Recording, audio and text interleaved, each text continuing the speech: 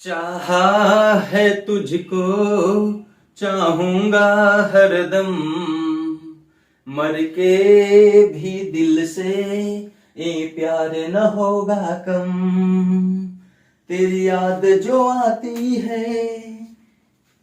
Hello दोस्तों, कैसे हैं? स्वागत है स्मार्ट क्लासेस यूट्यूब चैनल पे।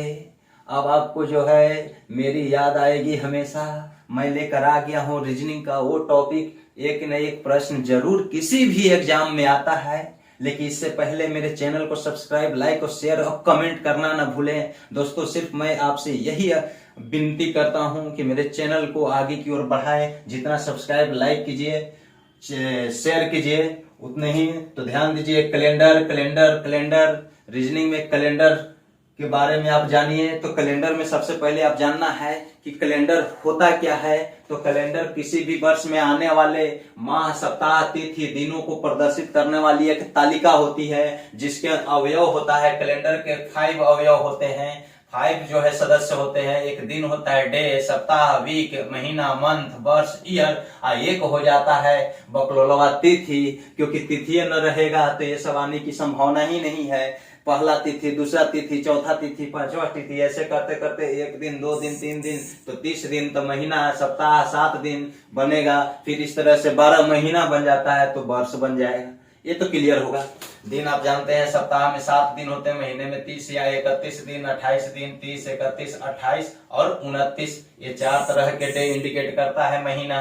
वर्ष आप जानते हैं कि सिर्फ 12 महीने होते हैं। सप्ताह सिर्फ 7 ही दिन खाली इंडिकेट करता है। और ये तो प्रत्येक दिन जो तिथि बतलाता है 1, 2, 3, समझे? तिथि से क्या ज्ञात होता है? जैसे मैं 9 क्लास में पढ़ता हूं, मैं 9 वर्ग में पढ़ता हूं, मैं 10 वर्ग में पढ़ता हूं, ये कहना गलत है। मैं 10वां वर्ग में पढ़ता हूं। अब देखिए दोस्तों, तिथि का मतलब होता है क्या?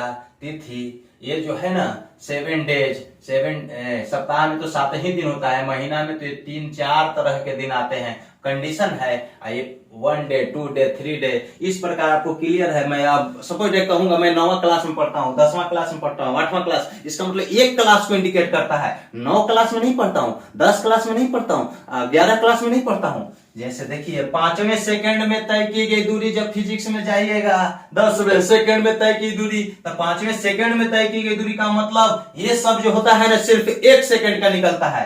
एक क्लास का मतलब 1 क्लास का निकलता है। तो 5वें सेकंड में तय की दूरी यानी 5 सेकंड में से तय की गई दूरी में से 4 सेकंड में तय की गई दूरी घटा दीजिए।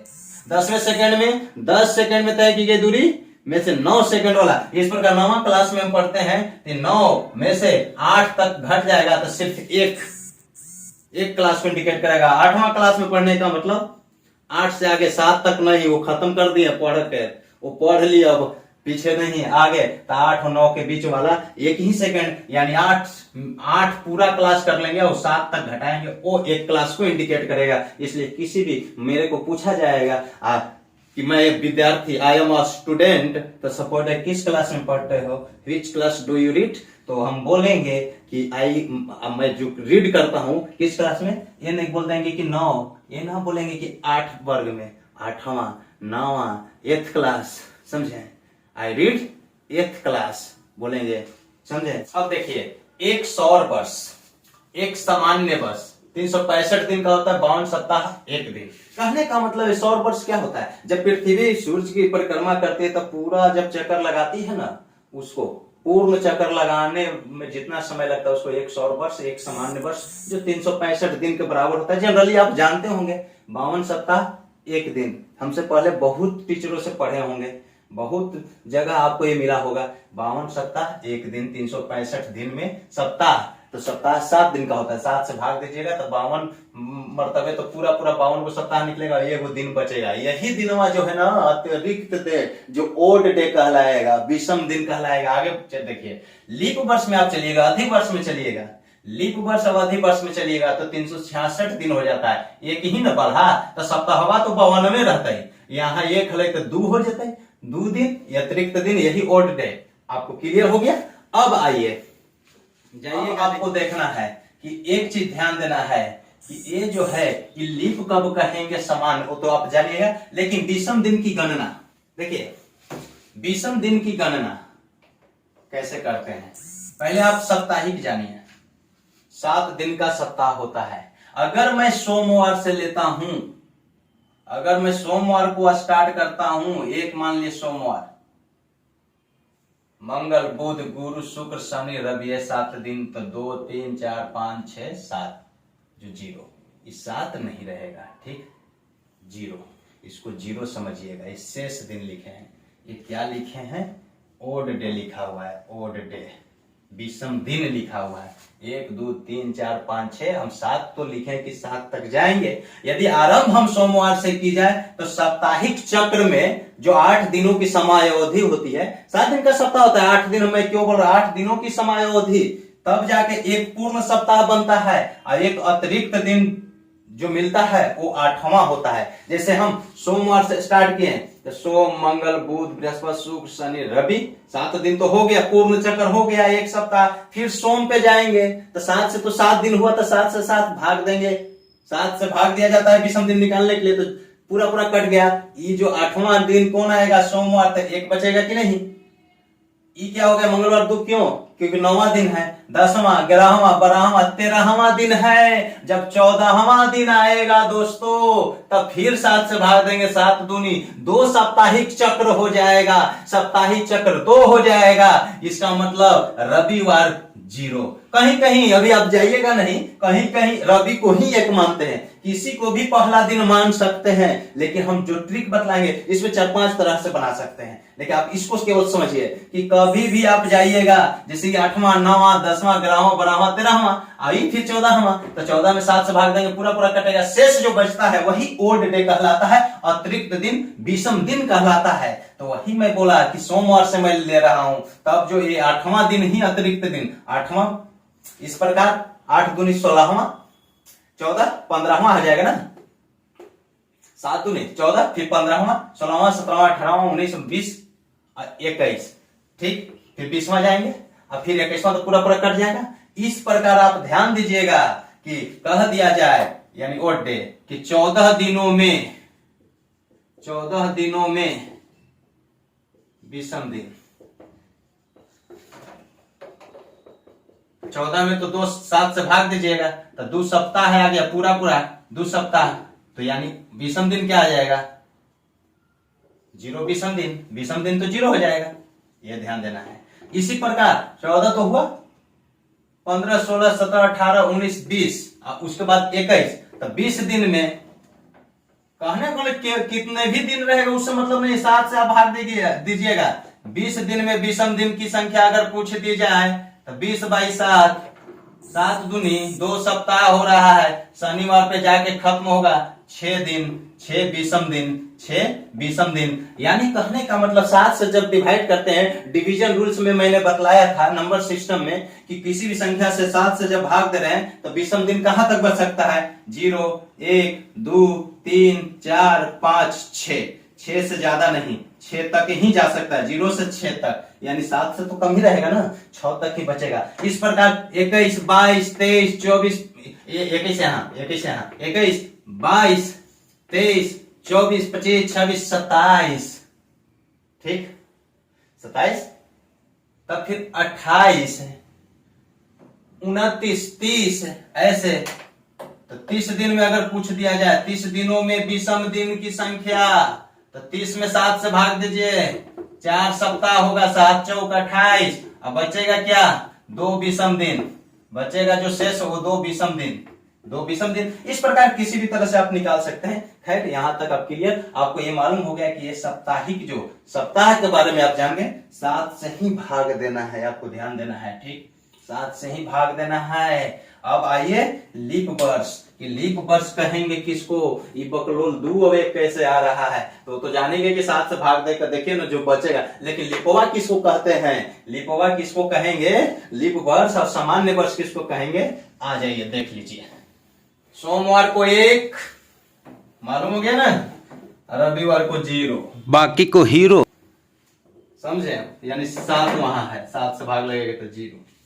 अब आइए दोस्त, ये ध्यान दीजिए, लीप वर्ष में आप जान गए कि 366 दिन होता है, और सामान्य वर्ष में आप जानते हैं 365 दिन होता है। आप 365 में 7 से भाग दीजिए और 366 में 7 से भाग दीजिए। पहले 7 से 35, 5 मरतबे 16, 7 दूनी 14, यहाँ 2, यही जो है विषम दिन, शेष विषम दिन होता है। विषम दिन क्या होता है? शेष अतिरिक्त दिन। कहने का मतलब 7 गुने 7 52 बार तो चला जाएगा, 2 अलग हो गया। ये 2 क्यों अलग हुआ? यहाँ देखिए 7 पचे 35 और 7 दूनी 14, ये विषम दिन हुआ, अतिरिक्त दिन जो शेष दिन हुआ है, विषम दिन शेष दिन। ठीक, ये तो क्लियर हो गया कि 52 सप्ताह 1 दिन, 52 सप्ताह 2 दिन।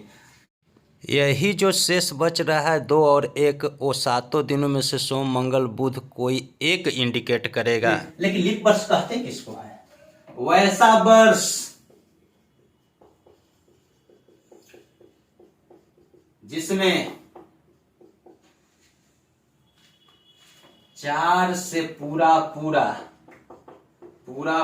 भाग लग जाए।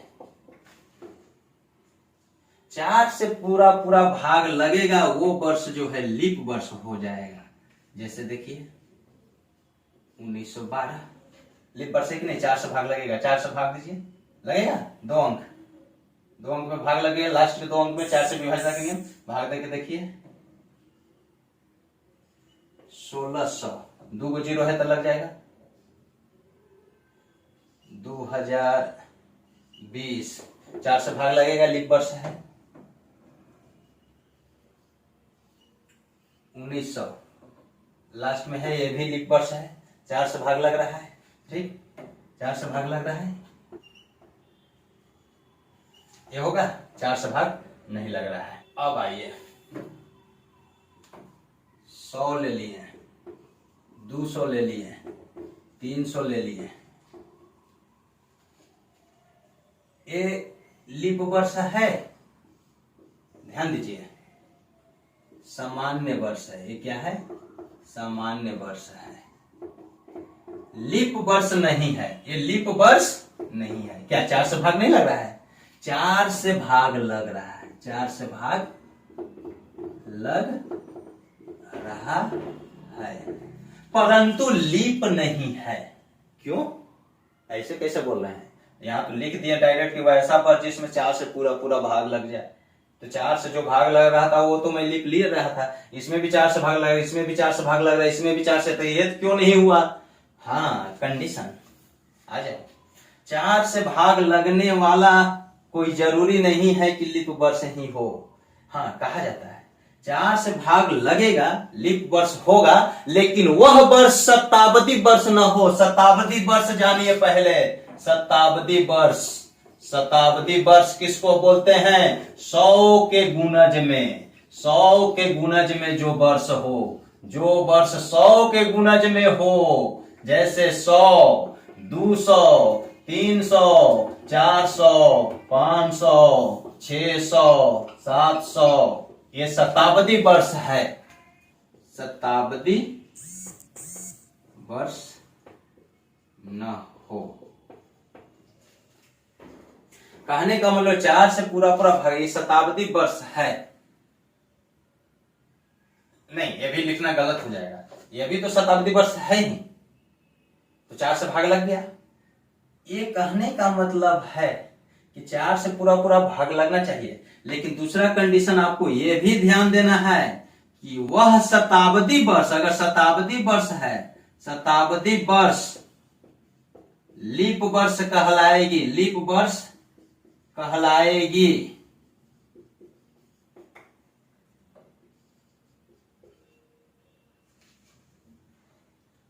जैसे ये भी नहीं हो जाएगा दोस्तों, यह भी नहीं होगा, ध्यान आइए।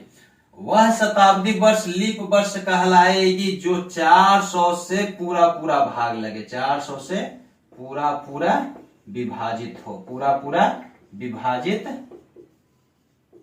हो।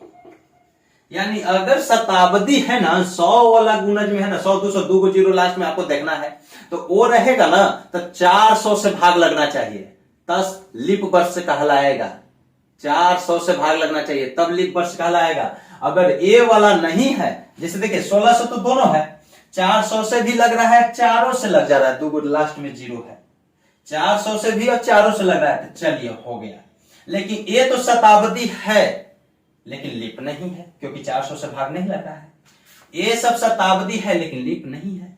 कहने का मतलब है ये लीप है जब शताब्दी ना हो, सामान्य शताब्दी वर्ष ना हो, जैसे 1912, 2020, 20 छुटहा आ गया, 2020, 2012, 2016, ये सब क्या है, लीप वर्ष है, शताब्दी नहीं है। शताब्दी बोलो लास्ट में 2 जीरो होना चाहिए, लास्ट में 2 जीरो, तो ये तो लीप वर्ष है लेकिन शताब्दी नहीं है। तो कहने का मतलब आपको ध्यान, शताब्दी हो तो 400 से भाग लगेगा, लास्ट में 2 गो जीरो हो तो 400 से भाग लगेगा, तभी लीप कहलाएगा। ये 1900 भी नहीं होगा दोस्तों, मैं गलत बोल दिया था। 1900 भी नहीं होगा, 100 भी नहीं होगा, 200 भी नहीं, 300 भी नहीं होगा, क्योंकि ये सब में 400 से भाग नहीं लग रहा है, इसलिए लीप वर्ष नहीं होगा। समझे? ये हाँ, ये दोनों कंडीशन है। शताब्दी है ना तो ये लीपो है, शताब्दी वर्ष है लीपो है, क्योंकि 400 से इक्का में भाग लग जा रहा है। ये सब शताब्दी है लेकिन लीप नहीं है।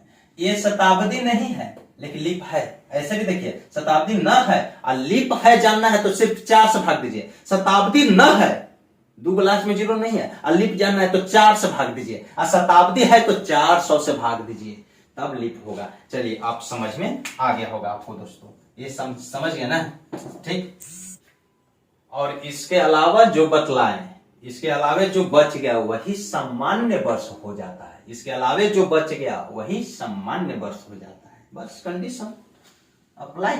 अब आइए दोस्तों, अब आपको माह के बारे में जानना है। चलिए, सप्ताह जान गए, साप्ताहिक चक्र जान गए, विषम दिन 7 से भाग देके निकाला जाता है। आप दिन जोड़ भी लीजिए और लास्ट में भी भाग दीजिए, लेकिन उससे अच्छा होता है कि 20वें दिन डायरेक्ट क्यों ना छोटा छोटा में ही तोड़ के निकाल ले, वो ज्यादा बेहतर रहता है। तो ध्यान दीजिए, जनवरी, फरवरी, मार्च, अप्रैल, मई, जून, जुलाई, अगस्त, सितंबर, अक्टूबर, नवंबर, दिसंबर, ये जो है 12 को महीना होता है। 12 ही महीने होते हैं, और 12 महीने होते हैं, इसमें 4 तरह के दिनों की संख्या हो जाती है, 28, 29, 30, 31। लेकिन साधारण वर्ष और लीप वर्ष, देखिए सिर्फ यहां फरवरी को ध्यान दीजिएगा। फरवरी 28 का, जनवरी 31, मार्च 31, अप्रैल 30, मई 31, जून 30, जुलाई 31, अगस्त 31, सितंबर 30, अक्टूबर 31, नवंबर 30, दिसंबर 31। ऐसे भी दिखे, जनवरी फरवरी मार्च अप्रैल, लेकिन जनवरी फरवरी अंदर जाता है लेकिन 30 ना समझिएगा, अंदर जो जा रहा है ना वो 30 है, ऊपर वाला जनवरी फरवरी मार्च अप्रैल मई जून जुलाई अगस्त दोनों 31 ऐसे भी पता कर सकते हैं। लेकिन फरवरी वाला में 30 ना समझिएगा, वो 28 होता है। साधारण वर्ष में, लीप वर्ष में भी सब वही होता है। बकलोल ये जो है ना, दिमाग खराब करके धर देता है। फरवरी यही 29 होता है, एक दिन बढ़ जाता है, ये 29 दिन का होता है फरवरी में, बाकी सब वही होता है। अब विषम दिन निकालना है तो 7 से भाग देंगे, सबको जोड़िएगा 365 आएगा, और सबको इसमें जोड़िएगा, इसको जोड़िएगा तो 365 आएगा साधारण वाला, और इसको जोड़िएगा लीप वर्ष वाला सब जोड़िएगा तो सब तो वही 31 30 रहेगा, 366 हो जाता है दिन, क्योंकि यहाँ 29 एक बढ़ जाता है तो वो तो लिख दिए। 365 और 366 में कितने अतिरिक्त दिन होंगे तो आपको क्लियर है, एक दिन, और लीप वर्ष वाला 2 दिन, ये एक बढ़ जाता है। ठीक, अतिरिक्त दिन। विषम दिनों की संख्या, अब ये तो जोड़कर तो आप जान गए, लेकिन क्या 31 जोड़ने नहीं जाएंगे, डायरेक्ट जनवरी में विषम दिन, फरवरी में, मार्च में। तो देखिए, जनवरी जब 31 चांदी तरह का होता है, जब 31 का हो तो 3 शेष बचेगा, 30 का हो तो 2 बचेगा, 28 का हो तो 0 बचेगा, 29 का हो तो 1 बचेगा। यही विषम दिन हो गया। बस सिंपल ध्यान देना है। जनवरी 3, 31 वाला 3 हो जाएगा, 31 वाला 3 हो जाएगा, 30 वाला 2 हो जाएगा। ठीक, 3 3 2 3 ठीक। हाँ, बात रहा 28 वाला 0, 29 है लीप वर्ष वाला 1, 29 वाला 1, यही ध्यान देना है। 3 3 6 2 8 3 11 2 13 3 16 3 19 2 21 3 24 2 26 26 और 3 29 विषम दिनों की संख्या कुल जो ये महीना में 29, 1 30। समझे?